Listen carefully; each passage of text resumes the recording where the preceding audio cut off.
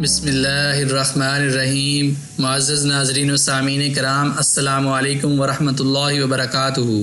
اس سے پہلے والی قسطوں میں آپ سن چکے ہیں کہ عمران کی بیوی نے اولاد کے لیے دعا کی اور یہ عہد کیا کہ ان کے ہاں جو بچہ پیدا ہوگا اسے وہ بیت المقدس کے لیے وقف کر دیں گی، لیکن ان کے ہاں لڑکی پیدا ہو گئی۔ اس لڑکی کا نام مریم رکھا گیا اور انہیں مسجد کی خدمت کے لیے وقف کر دیا گیا۔ مریم علیہ السلام کی پرورش حضرت زکریا علیہ السلام کے حصے میں آئی۔ جب مریم علیہ السلام کچھ بڑی ہو گئیں تو بیت المقدس میں ان کے لیے ایک جگہ مخصوص کر دی گئی جہاں وہ لوگوں کی نظروں سے بچ کر اللہ کی عبادت کرتی تھیں۔ زکریا علیہ السلام جب ان سے ملنے جاتے تو ان کے سامنے بے موسم پھل رکھے دیکھتے، یہاں تک کہ حالات اور واقعات پچھلی 2 سے 3 قسطوں میں بیان کیے جا چکے ہیں۔ ایک دن مریم علیہ السلام کسی کام کے لیے گھر سے نکلیں اور مسجد اقصیٰ کی مشرقی جانب چلی گئیں۔ اس وقت مسجد بالکل خالی تھی، گویا وہ بالکل تنہا تھیں۔ ایسے میں اللہ تعالیٰ نے جبرائیل علیہ السلام کو ان کے پاس بھیجا۔ جبرائیل علیہ السلام ایک خوبصورت نوجوان کی شکل میں ان کے پاس آئے۔ مریم علیہ السلام انہیں دیکھ کر خوف زدہ ہو گئیں۔ سچا مسلمان خوف کے وقت ہمیشہ اللہ تعالیٰ کی طرف متوجہ ہوتا ہے۔ انہوں نے جبرائیل علیہ السلام سے کہا، میں تجھ سے اللہ کی پناہ چاہتی ہوں اگر تو اللہ سے ڈرنے والا ہے۔ جبرائیل علیہ السلام نے کہا، میں انسان نہیں ہوں، میں تو اللہ کی طرف سے ایک فرشتہ ہوں۔ اللہ نے مجھے آپ کی طرف بھیجا ہے تاکہ میں آپ کو ایک پاکیزہ لڑکا دوں۔ جیسا کہ اللہ تعالیٰ نے قرآن کریم میں جبرائیل علیہ السلام کی زبانی فرمایا ہے، میں تیرے رب کا بھیجا ہوا ہوں تاکہ تجھے حکم الہی سے ایک پاکیزہ لڑکا عطا کروں۔ مریم علیہ السلام جبرائیل علیہ السلام کی بات سن کر بہت حیران ہوئیں۔ انہوں نے کہا، بھلا میرے ہاں بچہ کیسے ہوگا جب کہ ابھی تک میری شادی ہی نہیں ہوئی، کوئی آدمی میرے قریب تک نہیں آیا اور نہ میں کوئی بدکار عورت ہوں۔ اس پر جبرائیل علیہ السلام نے کہا، بات تو اسی طرح ہے، لیکن آپ کے پروردگار کا ارشاد ہے کہ یہ کام اس پر آسان ہے، ہم اسے لوگوں کے لیے نشانی بنائیں گے، یعنی یہ اللہ تعالیٰ کا ارادہ ہے۔ اس نے لوح محفوظ میں لکھ دیا ہے کہ آپ کے ہاں بغیر باپ کے بیٹا پیدا ہوگا، اور ایسا کرنا اس کے لیے کچھ بھی مشکل نہیں، اور وہ بچہ اس کی قدرت کا نشان ہوگا۔ اس سے پہلے وہ اللہ آدم و حوا علیہ السلام کو بغیر ماں باپ کے پیدا فرما چکا ہے۔ جبرائیل علیہ السلام کی باتیں سن کر مریم علیہ السلام نے سکون محسوس کیا، خوف دل سے نکل گیا۔ انہوں نے اپنا معاملہ اللہ کے سپرد کر دیا۔ پھر جبرائیل علیہ السلام نے مریم علیہ السلام کی طرف ایک پھونک ماری۔ اس پھونک کے بعد مریم علیہ السلام اللہ تعالیٰ کے حکم سے حاملہ ہو گئیں، جیسا کہ شادی شدہ عورت حاملہ ہوتی ہے۔ جب حمل کی علامات ظاہر ہو گئیں تو مریم علیہ السلام ہر ممکن حد تک لوگوں سے دور دور رہنے لگیں، اس لیے کہ انہیں معلوم تھا کہ لوگ ان پر برائی کا الزام لگائیں گے۔ وہ اس بات کو ہرگز تسلیم نہیں کریں گے کہ وہ اللہ کے حکم سے حاملہ ہوئی ہیں۔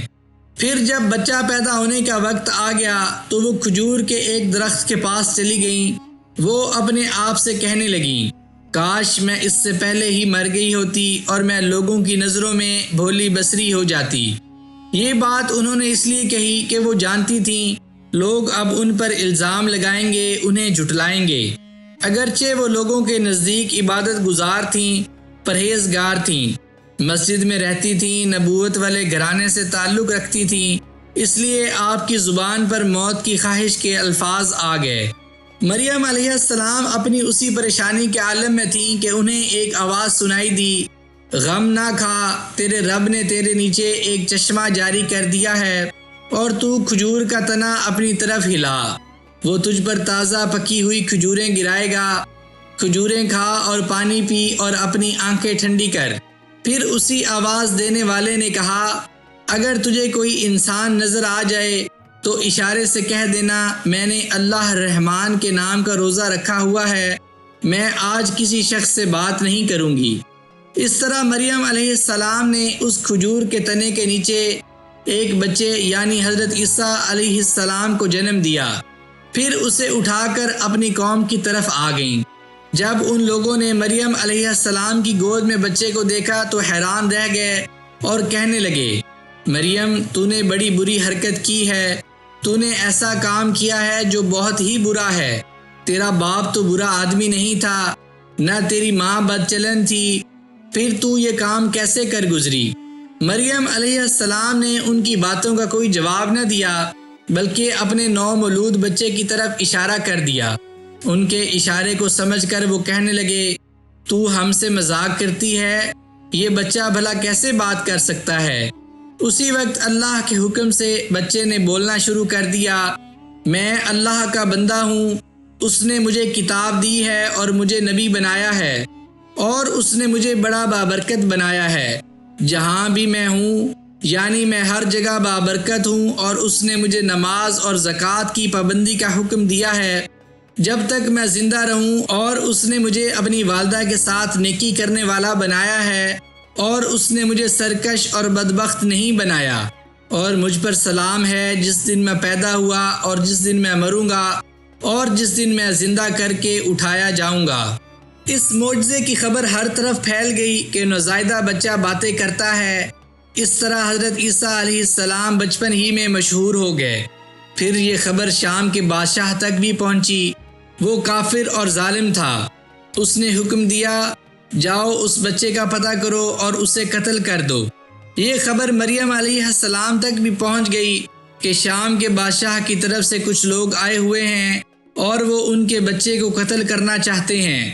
یہ سنتے ہی آپ نے بچے کو اٹھایا اور وہاں سے نکل کھڑی ہوئیں۔ ایک قافلہ مصر کی طرف جا رہا تھا، آپ اس قافلے میں شامل ہو گئیں۔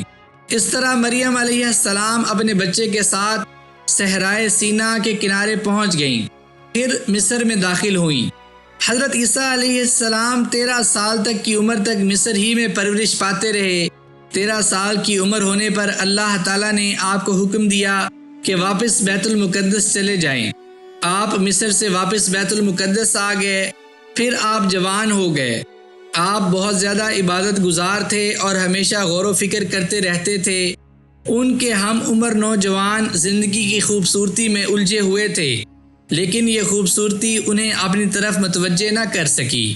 معزز ناظرین و سامعین کرام، اللہ تعالیٰ کے حکم سے جب حضرت عیسیٰ علیہ السلام مصر سے ہجرت کر کے دوبارہ بیت المقدس واپس آ گئے تو اس کے بعد ان کی زندگی میں کون سے واقعات و حالات پیش آئے، یہ سب جان پائیں گے آپ اس کے بعد آنے والی قسط میں۔ اگر آپ کو آج کا واقعہ پسند آیا ہو تو اسے لائک، شیئر اور سبسکرائب ضرور کر دیجیے گا۔ مجھے اپنی دعاؤں میں یاد رکھیے گا۔ جزاک اللہ۔